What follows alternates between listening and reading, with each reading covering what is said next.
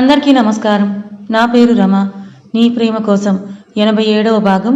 రచయిత శ్వేత సాయి గారు. ఫ్రెండ్స్, కథ చదవడం స్టార్ట్ చేసిన వెంటనే వీడియోకి ఒక లైక్ చేయండి. నా వల్ల ఎవరిని తిట్టుకోవద్దు, నేను మీతో వస్తాను నాన్న అని అంటుందాను. అను వెళ్ళబోతుంటే స్నూపీ వచ్చి అను కాళ్ళ దగ్గర డ్రెస్ పట్టు లాగుతుంది.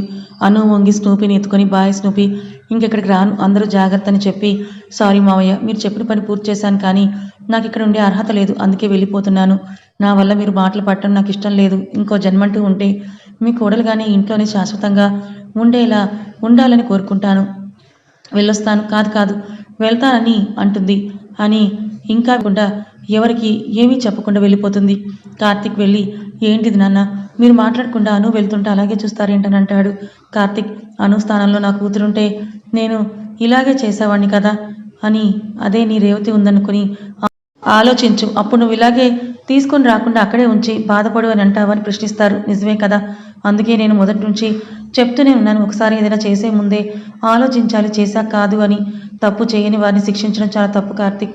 అందుకే నీ విషయంలో ఇప్పుడు ఏమీ మాట్లాడలేకపోతున్నాను.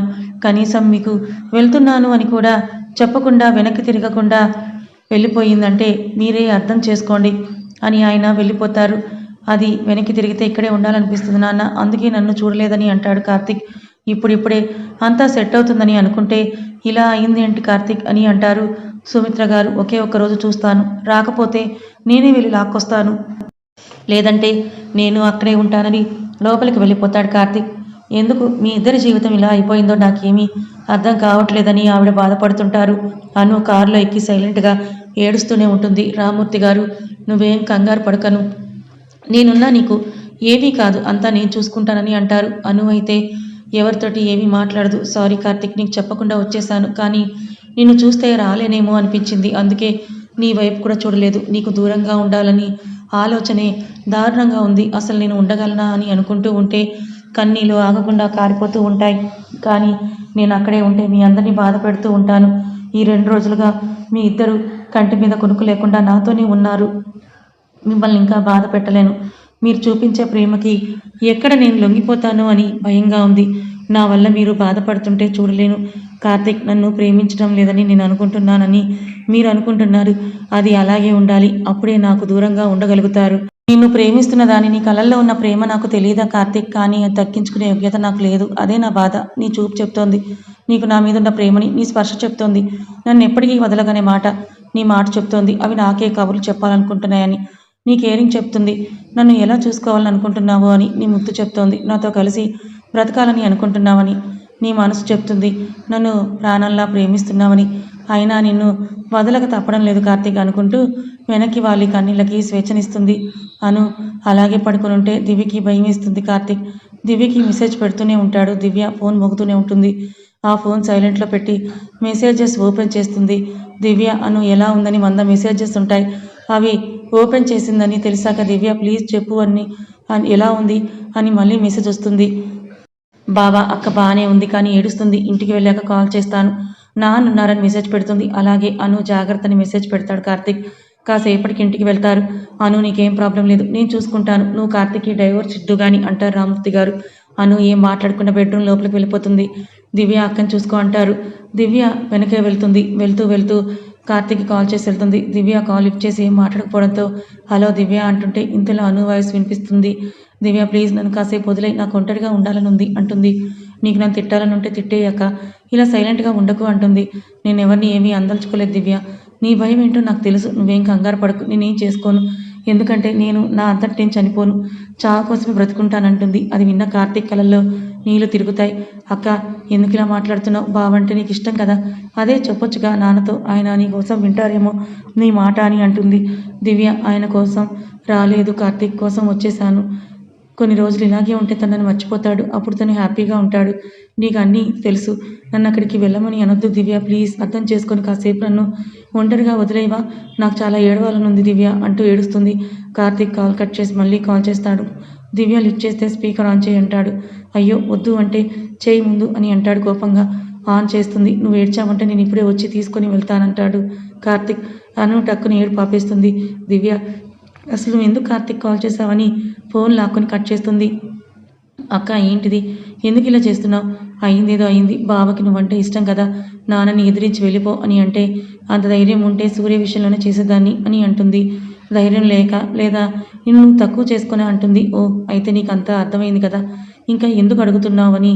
దివ్య, ప్రేమించిన వారి సంతోషం కోసం ఏదైనా వదులుకోవచ్చు, ఆఖరికి ప్రేమించే వారినైనా కానీ వారి సంతోషం మనతోనే అని తెలిసాక వదులుకుంటే అది మూర్ఖత్వం అంటారు. ఈలోపు కార్తీక్ వచ్చి డోర్ కొడితే లక్ష్మి గారు వెళ్ళి బాబు మీరా అని అంటూ లోపలికి పిలుస్తారు. అక్కడే ఉన్న రామూర్తి గారు మాత్రం ఎందుకొచ్చావు బాబు, వెళ్ళిపో అంటారు. మీ కోపం రావడం సహజం, కానీ ఇప్పుడు నేను మారిపోయాను, ఇప్పుడు నాకు శిక్ష వేయకూడదని అంటాడు. మరి ఏ తప్పు చేయని నా కూతురికి శిక్ష ఎందుకు వేశావని అంటారాయన. కార్తీక్ మాటలు వినపడిన అను బయటకు వస్తుంది.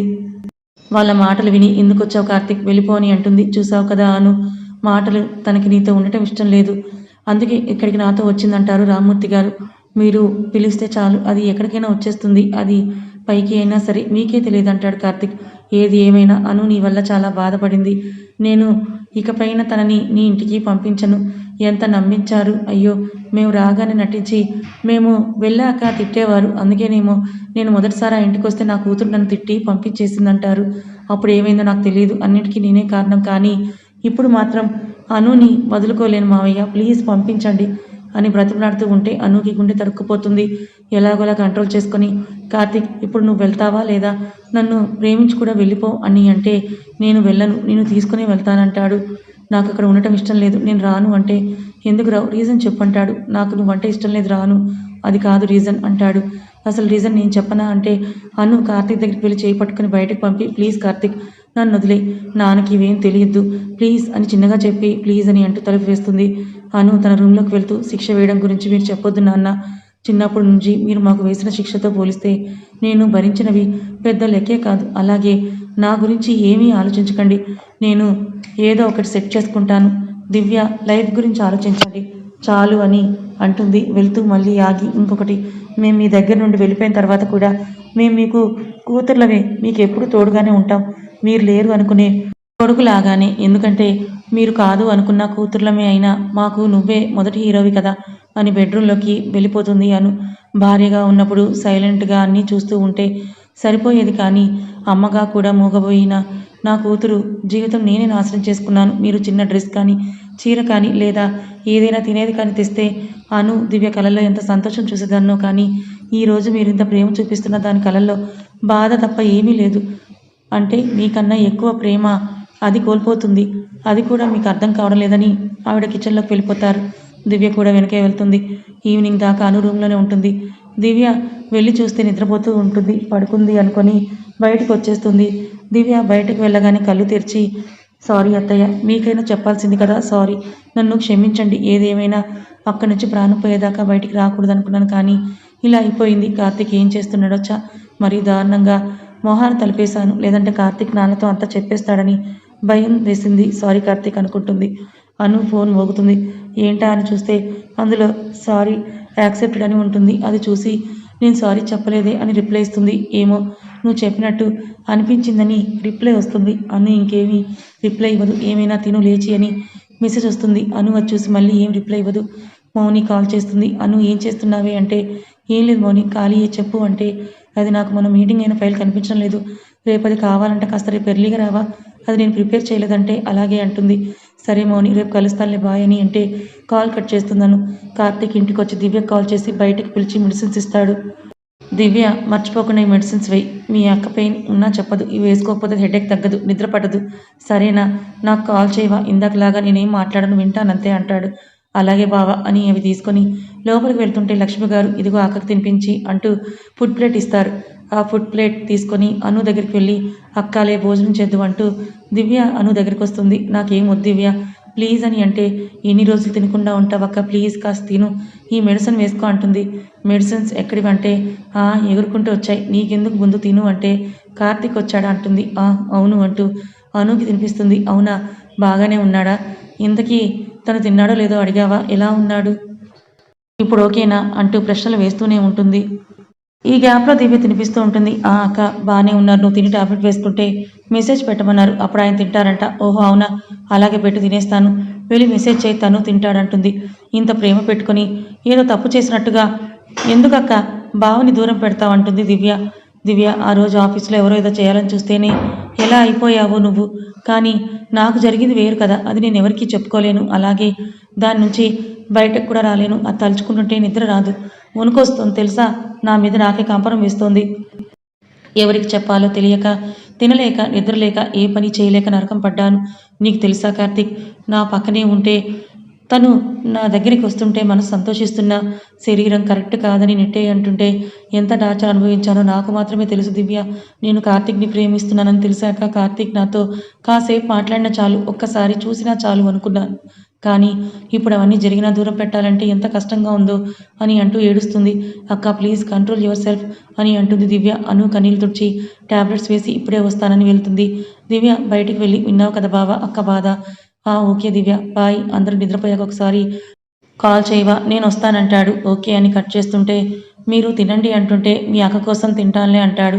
నిజానికి కార్తీక్ అను వాళ్ళ ఇంటి బయట నుండి అను కోసం కారులో వెయిట్ చేస్తూ ఉంటాడు. దివ్య శ్వేత కాల్ చేసి జరిగిందంతా కూడా చెప్తుంది. మీ బాబు కూడా కంప్లీట్గా మారిపోయాడైతే ఇంకా ఇబ్బంది ఏమీ ఉండదులే దివ్య, ఖచ్చితంగా అనుని కార్తీక్ తీసుకుని వెళ్తాడు, ఏమీ భయపడుకొని అంటుంది శ్వేత. అలాగే అని కాల్ కట్ చేసి ఫోన్ పక్కన పెట్టబోతుంటే అన్నోన్ నెంబర్ నుంచి మెసేజ్ ఉంటుంది. అవి చూసి ఓపెన్ చేస్తుంది. ఏ పిల్ల, ఏంటి ఎక్కువ చేస్తున్నావు, అర్జెంటుగా కాల్ చేయి మాట్లాడాలి, నా నెంబర్ ఎందుకు బ్లాక్ చేసావు అని ఉంటుంది మెసేజ్లో. అది చూసిన దివ్య చిన్న స్మైల్ వచ్చి రిప్లై ఇవ్వకుండా వదిలేస్తుంది. ఆ నెంబర్ నుంచి కాల్ చేస్తాడు. దివ్య కాల్ కట్ చేస్తే మళ్ళీ వస్తుంది. ఇంకా లాభం లేదని లిఫ్ట్ చేస్తుంది. ఎందుకు కట్ చేసినా మళ్ళీ చేస్తావు అంటుంది. ఓహో, అయితే నేనే చేస్తున్నానని నీకు తెలుసన్నమాట అని అంటాడు సూర్య. నేను బ్లాక్ చేసింది నీ నెంబరే కదా, నాకు తెలియక ఎవరికి తెలుస్తుంది అంటుంది దివ్య. అవునా, ఏంటి ఎక్కువ చేస్తున్నావు, నా నెంబర్ని బ్లాక్ చేసి తప్పించుకొని ఎక్కడికి పోతావని అంటాడు. నేనేం పారిపోలేదు, నేనంటే లెక్కలేని వాళ్ళకి నాతో ఏం పని అని బ్లాక్ చేశానంటుంది. నీతో నాకే కదే పని, ఒకటా రెండా, బోలెడు పనులున్నాయి అంటాడు. నాతో నీకేం పని అంటుంది. ముందు పెళ్లి చేసుకోవాలి, తర్వాత ఫస్ట్ నైట్, ఆ తర్వాత 2 పిల్లల్ని కనాలి, నెక్స్ట్ వాళ్ళని మా అమ్మకొకరిని మీ అమ్మకొకరిని ఇచ్చేసి మనిద్దరం కలిసి రోజు జాగరణ చేయాలి అంటాడు. ఏ పిచ్చా, నీకేం మాట్లాడుతున్నావు, బహుశా ఎవరికో చేయబోయి నాకు చేసావేమో, ఒకసారి చెక్ చేసుకో సూర్య అని అంటుంది దివ్య. ఒకసారి చెక్ చేసుకో, ఇలా ఎవరితో పడితే వాళ్ళతో పెళ్లి టాపిక్స్ మాట్లాడకూడదు, ప్రీతికి కాల్ చేసుకో అని దివ్య కాల్ కట్ చేస్తుంది. అను దగ్గరికి వెళ్ళబోతుంటే కార్తీక్ మళ్ళీ కాల్ చేస్తాడు. దివ్య అను నిద్రపోయిందా, ఎలా ఉందని అడిగితే ఉండండి బావ చూస్తానని వెళ్ళి చూసి పడుకుంది బావ అని అంటుంది. సరే కాస్త డోర్ తీవా అంటే హాల్లోకి వెళ్ళి డోర్ తీయబోతుంటే లక్ష్మి గారు అప్పటికే డోర్ దగ్గర ఉండి ఓపెన్ చేస్తారు. బాబు నువ్వే టైంలో అంటుంటే అనుని చూద్దామని అంటాడు. దివ్య తీసుకెళ్ళు అని. బాబు రేపు దివ్య వాళ్ళ నాన్న లేచేసరికి అంటుంటే వెళ్ళిపోతాను అత్తయ్య అంటాడు. నా దగ్గర ఉన్నప్పుడు అనుని బాగా చూసుకుని ఉంటే ఇలా నా పిల్లని దగ్గరికి దొంగలా వచ్చే బాధ ఉండేది కాదు కదా దివ్య అంటాడు కార్తీక్. హహా అని నవ్వుతుంటే ఉష్ అని దివ్య నోరు మూయబోతుంటే ఓర్ నాయనో, జోక్ ఎందుకు వేయటం, నవ్వకుండా ఆపటం దేనికి అంటుంది. నీ పని రేపు చెప్తానంటాడు. ఓకే నేను కింద పడుకుంటాను, మీరు మీ ఆవిడతో ఎంజాయ్ చేయండి అని దివ్య కింద పడుకుంటుంది. అను మెడిసిన్ ప్రభావంతో నిద్రలో ఉంటుంది, కానీ కదులుతూనే ఉంటుంది. అదంతా అలసటతోనే కానీ ప్రశాంతమైన నిద్ర కాదు. అను మొహం అంతా వాడిపోయి ఉంటుంది. ఏడ్చిన ఆనవాళ్ళకి కళ్ళ కింద చారికలుంటాయి. కార్తీక్ అను పక్కన చేరి తన దగ్గర తీసుకొని అను బుగ్గ మీద చేయి వేసి, సారీరా, మామయ్య అంటే నీకు చాలా ఇష్టం, ఆయన నీ కోసం నిలబడేసరికి నిన్ను ఇక్కడ పంపించాను, లేదంటే నిన్ను అసలు తీసుకొని రానిచ్చేవాడినే కాదు అని అంటాడు. ఇంత ఏడుస్తారా ఎవరైనా, నేను నిన్ను ఎప్పటికీ వదలనరా, నవ్వుతూ ఉండు నువ్వు చాలు, ఇలా ఏడిస్తేనే నీ ఫేస్ చూడు ఎలా అయిపోయిందో అంటూ అను నిజటి మీద ముద్దు పెడతాడు కార్తీక్. మళ్ళీ దివ్య గుర్తొచ్చి కావాలంటే నువ్వు పైన పడుకో, నేను ఇక్కడ కూర్చుంటానులే, ఎలాగూ నిద్రపోను అని అంటాడు దివ్యతో. ఎన్ని రోజులు అక్క అన్రొమాంటిక్ అనుకున్నాను, ఇప్పుడు నువ్వు కూడా అనిపిస్తోంది. చక్కగా అక్క పక్కన ఉంటే నన్ను వెళ్ళిపోమని, తనకి గాలి కూడా తాకకుండా హత్తుకొని పడుకుంటావని నేను అనుకుంటే ఇలా దూరంగా కూర్చొని చూస్తూ ఉంటావేంటి బావా అని అంటుంది దివ్య. అను కండిషన్ తెలిసి కూడా ఏంటి దివ్య నువ్వు అని అంటుంటే కార్తీక్ నిజమే కదా, థ్యాంక్స్ బావా, అక్కని ఇంతగా అర్థం చేసుకున్నందుకు. సరే నేను బయటికి వెళ్తానులే, మీరు ఫ్రీగా ఉండండి అని వెళ్ళిపోతుంది. దివ్య బయటికి వెళ్ళేసరికి అక్కడ లక్ష్మి గారిని ఎవరు వచ్చారని అడుగుతూ ఉంటారు రామూర్తి గారు. దివ్య కనిపించేసరికి ఎవరు దివ్య, మళ్ళీ ఆయన గారేనా అని అంటాడు. అవును నాన్న, ఏమైంది అక్కకి, ఎలా ఉందో చూద్దామని వచ్చారని అంటుంది దివ్య. చూశాడుగా, ఇక వెళ్ళమని చెప్పు వెళ్ళి అని అంటారు కోపంగా. ఎందుకు నాన్న నీకంత కోపం అని అంటుంది దివ్య. ఏం మాట్లాడుతున్నావో అర్థమవుతున్న దివ్య, వాళ్ళంతలా బాధ పెట్టిన తర్వాత కూడా ఇంకా వాళ్ళ గురించి మాట్లాడతావేంటంటారు రామూర్తి గారు. మరి ఎవరి గురించి మాట్లాడాలి నాన్న? ఒకసారి అక్క విషయంలో ఒక పొరపాటు చేశారు. తను కోరుకున్న జీవితాన్ని తనకివ్వలేదు. ఆ రోజు నీకు పెళ్లి ఇష్టమా అని అక్కని అడగలేదు. సరే వదిలేయండి. తర్వాత పెళ్లి చేశారు. ఈ రోజు తను సంతోషంగా ఉందా లేదని మీరు కనుక్కోలేదు. తను నా ఇంటికి రావద్దని అందని అహంతో వెళ్ళకుండా వదిలేశారని అంటుంది. కథ ఇంకా ఉంది. మరి అను కార్తీక్ వెంట వెళ్తుందా? అసలు అనుని నిజంగా రాజేష్ బలవంతం చేశాడా లేక తను భ్రమపడుతోందా? మీరేమనుకుంటున్నారో గెస్ట్ చేసి కామెంట్ చేయండి. కథ నచ్చితే లైక్ చేయండి. ఛానల్ని సబ్స్క్రైబ్ చేసుకోండి. Thank you so much.